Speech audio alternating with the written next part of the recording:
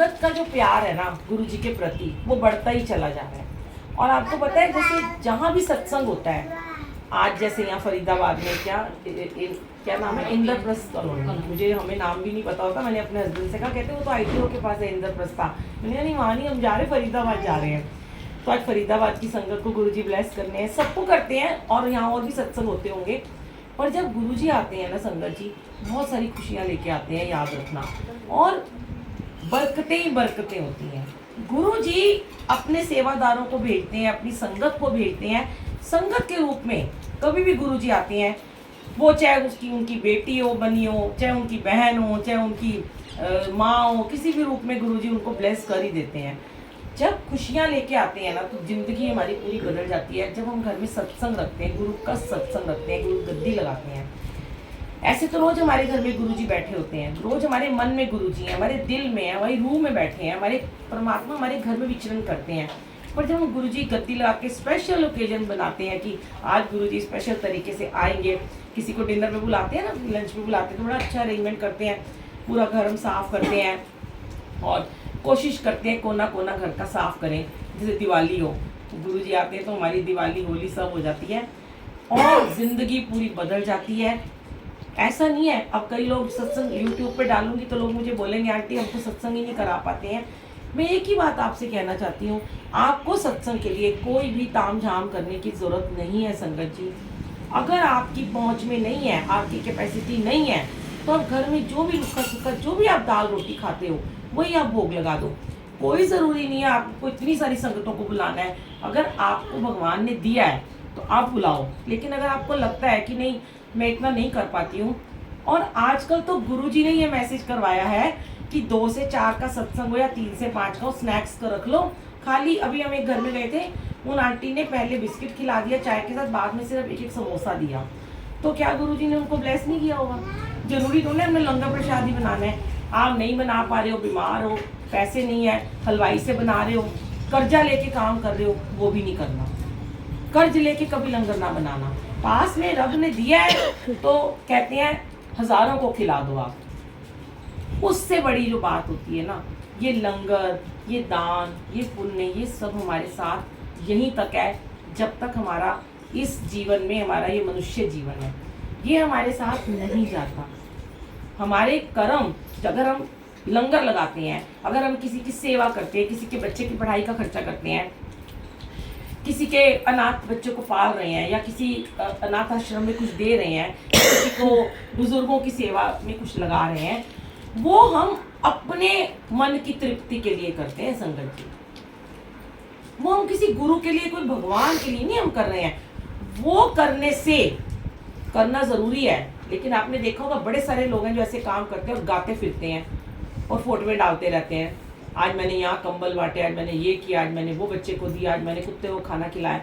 ये सब तो हमारे अहंकार की पूर्ति कर रहा है। जाना क्या है? नाम सिमरन। जो आपने यहाँ बैठ के 2 घंटे का सत्संग सुना, जो अपने घर बैठ के सिमरन करते हो, सुबह उठ के सिमरन में लग जाते हो, 24 घंटे में आप अपने परमात्मा को मन में याद कर रहे हो।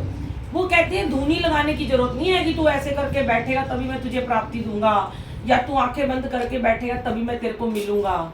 नहीं, मैं तो ये भी नहीं कहती अमृत वेले में भी आंखें बंद करके बैठो। जो आंखें बंद करके बैठते हैं उनको नींद आती है। आंखें खोल के गुरु के दर्शन किया करो, और गुरु का दर्शन यहाँ पे भी बैठो। अगर आंख अपने आप बंद हो रही है तो वो गुरु कर रहे हैं, वो लिव लग रही है। आंख बंद करने के दो महत्व हैं। एक तो ये होता है कि अगर हम आंखें बंद करते हैं ना तो हमारा ध्यान इधर उधर नहीं लगता, ठीक है, हमारा ध्यान सिर्फ शब्द गुरबानी पे होना चाहिए। जैसे बड़े सारे लोग कह रहे थे कि मुझे यहीं पे बैठना है, यहाँ गुरुजी, ऐसा नहीं है। गुरुजी, जब गुरुजी जिस जगह से, जिन गलियों से चल चल के वो आते हैं आपके घर में, जिन सीढ़ियों से सामने ऊपर नीचे सब ब्लेस कर देते हैं वो, अब वो वहाँ बैठ के कोई सत्संग सुन रहा है, ये तो उनको ब्लेस नहीं करेंगे। या वो कमरे में कोने में बच्चे बैठे हैं, इधर बैठे, उनको गुरुजी नहीं दिख रहे। हर जगह गुरुजी विराजमान होते हैं। उनकी खुशबू को महसूस किया करो, उनके एहसास को महसूस किया करो, उनकी गुरबानी सुनो, कान में वो वाणी पड़ेगी तभी आपको गुरु ब्लेस करेंगे। ये इधर बैठने से, इनको देखने से क्या हो जाएगा? अब किसी किसी की तो आंखें यहाँ बैठ के ही बंद रहती हैं, पूरा टाइम नहीं वो खोलता अपनी आंखें, तो उसको तो मन की आंखों से गुरुजी दिखाई दे रहे हैं। वो देखने से तो ना गुरु जी मिल रहे हैं। गुरु एक एहसास है, गुरु एक विश्वास है, गुरु एक ज्योत है। वो ज्योत है, वो नूरानी ज्योत है गुरु, वो रूहानी ज्योत है जो हम सबके अंदर परमात्मा ने जगाई हुई है, जो हमारे जीवन की धड़कनों को चला रही है, जो हमारी सांसों को चला रही है।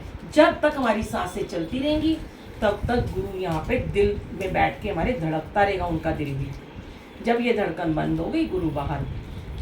और जब तक ये जीवन है इस गुरु को महसूस कर लो।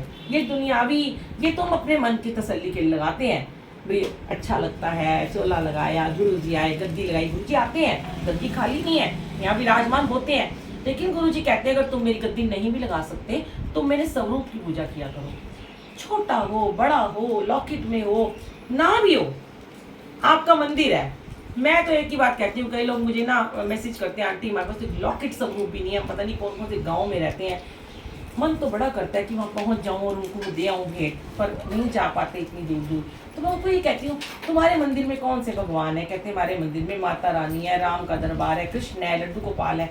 तो मैं कहती हूँ लड्डू गोपाल के आगे प्रसाद रख दो और जय गुरु जी बोल दो, तुम्हें गुरु जी की प्राप्ति हो जाएगी।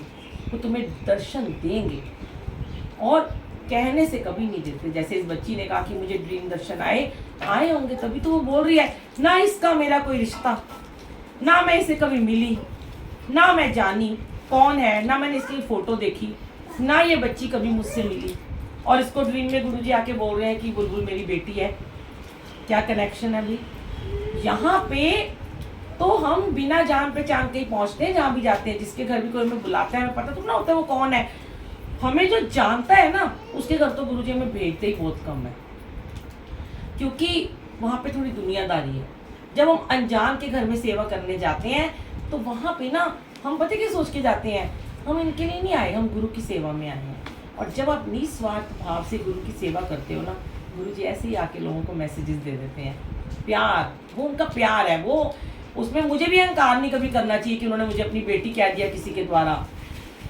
अहंकार कभी नहीं करना है। सब गुरु की बेटियां हैं, सब गुरु के बच्चे हैं, सब गुरु की बहनें हैं, सब गुरु कोई बड़ी है तो वो माँ है उनकी। अहंकार अगर आ गया ना, अगर फिर हर घर में जाके, और मेरे को जो रीटा आंटी ने बोला मैं सच में भूल ही गई थी ये बात। 2 दिन पहले, परसों रात को ही अमृतसर से, पर मैं भूल गई उन्होंने क्या कहा था, क्योंकि गुरुजी मुझे याद ही नहीं रहने देते। आज इसने कहा, मुझे फिर से वो बात याद आ गई कि उन्होंने भी ऐसा कहा, कल मैं फिर भूल जाऊंगी। मैंने गुरुजी को क्या रखा है कि मुझे इन बातों को भुला दिया करो, वरना अगर मैं हर घर में जाके एक ही बात बोलूंगी, उसको ड्रीम आया था, गुरुजी को उसने मेरे बारे में ये बोला था, तो मेरे अंदर अहंकार बढ़ता चला जाएगा और मुझे वो अहंकार नहीं चाहिए। मैं उनसे कहती हूँ मुझे और नीवा और नम्रता में रखो। मैं भूल जाऊँ मैं कल कहाँ पे सेवा करके आई थी। सच में कई बार मैं फोटोज बहुत सारी हो जाती हैं, डिलीट करती हूँ ना दरबार की, तो मैं कहती हूँ कि अरे ये चोला कहाँ लगाया था, इतना याद करती हूँ नहीं याद आता। फिर आंटी से पूछ लेती हूँ, पूजा आंटी से, कभी उन्हें भी नहीं याद आता। हम 2 दिन पहले भूल जाते हैं हम कहाँ गए थे। ये गुरु ने सिखाया, याद नहीं करना। सेवा करी, कर्म करा, वहीं छोड़ के आ जाओ। जोड़ दो संगत को, बस संगत जुड़े, ये हमारा धर्म है, यही हमारा कर्म है। हमें अपने से नहीं जोड़ना संगतों को। क्या मेरे को बच्चे ने कह दिया मुझे ड्रीम में, मैं इसको ही मैसेज करती रहूंगी, इसको ही प्यार देती रहूंगी, ना ना ना ना ना, ये नहीं करना, बिल्कुल नहीं करना। ये आंटी के इतने फोन आ रहे थे, नाम सेव है मधु आपका नाम है, मैं नहीं जानती थी, इनका फोन आ रहा था, स्टेटस लगाया था कि आज यहाँ फरीदाबाद में सत्संग है। मैंने कहा आ जाओ आंटी। वो जानते होंगे, यही गुरुजी कहते हैं, कोई तुम्हें जानता है ठीक है, तुम्हें बहुत लोगों को नहीं जानना। ऐसे ही हमारे संगत जी घर के रिश्ते भी होते हैं, हमें उन घर के रिश्तों में रहना है। वो हमारे दुनियावी रिश्ते हैं, भाई बहन, पति, सास, माँ, बच्चे, सब हैं। ड्यूटी पूरी करने आए हैं, जब तक जिंदा है ड्यूटी करेंगे, कर्मास करेंगे, वो जरूरी है। प्यार भी करेंगे, मोहब्बत भी करेंगे, लेकिन उसमें रम नहीं जाना। मोह माया में जितना रमोगे उतना दुख पाओगे, याद रखना। उतना करो जितना दे सकते हो, वापस लेने की चाह मत रखो, बस प्यार दो। माँ का फर्ज है बच्चों को प्यार दे, बच्चों का फर्ज है माँ बाप की इज्जत करें, सास का फर्ज है बहू को प्यार दे, बहू का फर्ज है सास की इज्जत करें। बदले में ना कुछ मांगो। अगर सास अपनी बहू के लिए आज 2 रोटी बना देती है तो उसको कभी सुनाए ना कि तू बीमार थी तो मैंने तेरे लिए खाना बनाया था। और अगर बहू कर रही है कि मैं तो दिन रात ऑफिस भी जाती हूँ और आपके लिए काम करती हूँ, तो वो भी कभी ना सुनाए। वो उसका फर्ज है, वो पूरा कर रहे हैं। आपका सिर्फ काम है, आपने अपने बंधुओं को प्यार देना है। वापस मिलेगा कि नहीं मिलेगा इसकी चाह मत रखना, वापस देने के लिए ये बैठे हैं, ये दिलाएंगे आपको। जिस दिन चाह खत्म कर दोगे ना, वो उसी को मोह कहते हैं। अब अगर आज मैं किसी के लिए कुछ कर रही हूँ, या मैं अपने किसी बच्चे के लिए कर रही हूँ, और मैं उम्मीद करूँ कि मेरा बच्चा मुझे उतना ही प्यार दे, उतनी इज्जत दे, हो सकता है मेरे बच्चे ने कभी मुझे गुस्सा कर दिया हो, तो मेरे को तो और ज़्यादा हर्ट होगी ना मैं, कि देखो ना मैं इसके लिए इतना करती हूँ, रात को भी उठ जाती हूँ, दरवाजे भी खोलती हूँ, खाना बनाती हूँ, ये मेरी बदतमीजी कर गया है। हमारे कर्मा में होगा उसकी बदतमीजी, वैसे तो बच्चे ऐसे करते नहीं है, कोई कोई होते भी हैं, पर छोड़ दो, फिर भी उन्हें ब्लेसिंग भेजो, छोड़ दो, भूल जाया करो, उनसे वापस पाने की उम्मीद मत रखो। सोचो हमने किसी जन्म में इनके साथ ऐसा किया होगा, तभी आज कोई पति किसी को मारता है तो मैं यही कहती हूँ, हाँ मारना नहीं चाहिए, अच्छी बात नहीं है। कोई दारू पी के आता है, मैं उनको यही समझाते, गुरुजी भी यही समझाते थे कि तुम्हारे प्रारब्ध के कर्माज में ये दुख लिखा था, जब तक नहीं भोगोगे आवागमन में आते रहोगे, जाते जाना तुम्हारा आना जाना लगा रहेगा, कई जन्म लेते रहोगे। अगर इस दुख से भागोगे फिर दोबारा जन्म लेना पड़ेगा, फिर वो दुख की घड़ियां भोगनी पड़ेंगी। मैं तो कोई दुख आता है तो मैं तब भी शुक्राना करती हूँ, गुरुजी आज ही काट दिया, शुक्र तेरा मालिक, कल के लिए नहीं आपने रखा मेरा वो दुख। तो दुखों से संगत जी कभी ना घबराया करो, कभी मत घबराया करो। दुख आए सुख आए, परमात्मा का शुक्र किया करो, तेरी रजा में राजी रहना बस। जैसे आप, जे तेरे भाणे सर्वदा भला, जैसे आप रखो मैं वैसे ही रखूँ। जय गुरु जी।